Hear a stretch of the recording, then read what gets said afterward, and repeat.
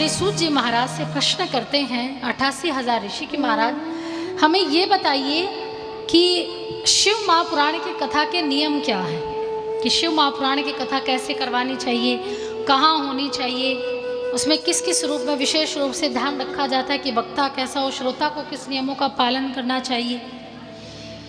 तब सूत जी महाराज कहते हैं कि हे ऋषिवर, भूमि शिव महापुराण के लिए सबसे पहले भूमि का चयन करना चाहिए।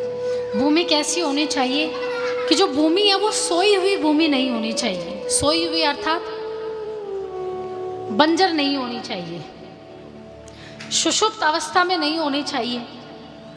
जो भी यज्ञ किया जाए, जो भी अच्छा कार्य किया जाए तो वो जागृत भूमि में ही करना चाहिए। या तो मंदिर में कथा हो, देवालय में कथा हो, शिवालय में कथा हो, या ऐसे स्थान पर कथा हो जहाँ पर किसी की मृत्यु ना हुई हो, मतलब तुरंत किसी की मृत्यु ना हुई हो।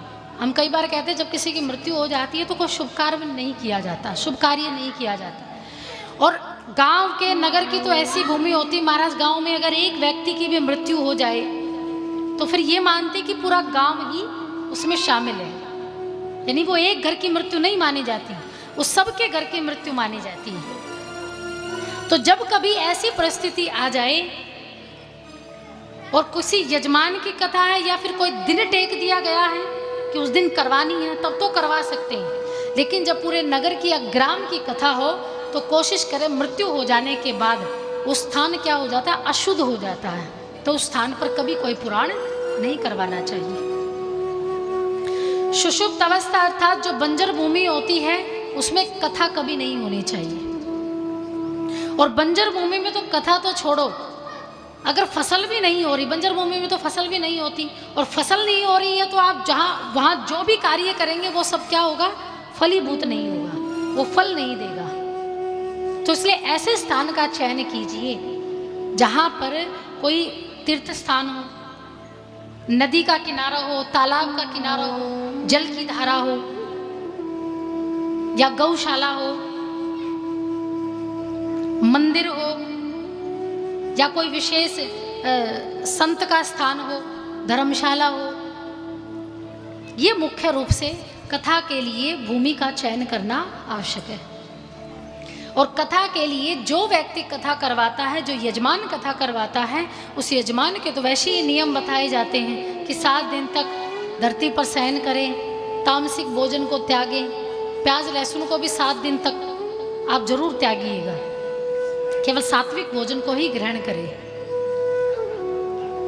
वैसे तो नियम होता है व्रत रखने का, लेकिन आज के समय सुबह उठते ही तो नाश्ते में सबसे पहले गोली लेनी पड़ती है,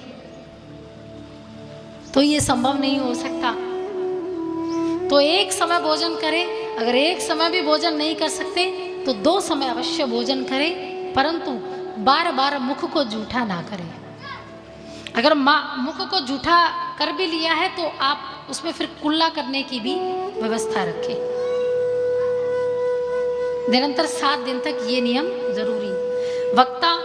वक्ता को चाहिए कि आसान भाषा में शिव महापुराण की कथा श्रवणपान कराए, और श्रोतागण जो हैं वो अपने मन को स्थगित रख के कथा को श्रवणपान करें। तो कथा के ये छोटे से ये नियम बताए गए हैं। और मुख्यतः शिव महापुराण में 7 संहिताओं का वर्णन आता है कि 7 संहिताएं हैं, जिसमें से विद्वेश्वर संहिता है, कोटि रुद्र संहिता है, शतरुद्र संहिता है, उमा संहिता है, कैलाश संहिता है, वायव्य संहिता है और रुद्र संहिता है। ये मुख्यतः 7 संहिताएं शिव महापुराण में हैं। और शिव महापुराण के 7 दिन की कथा में 24,000 श्लोकों में इन्हीं 7 संहिताओं की कथा सुनानी आवश्यक है। तो ये थोड़े से नियम बताए गए हैं।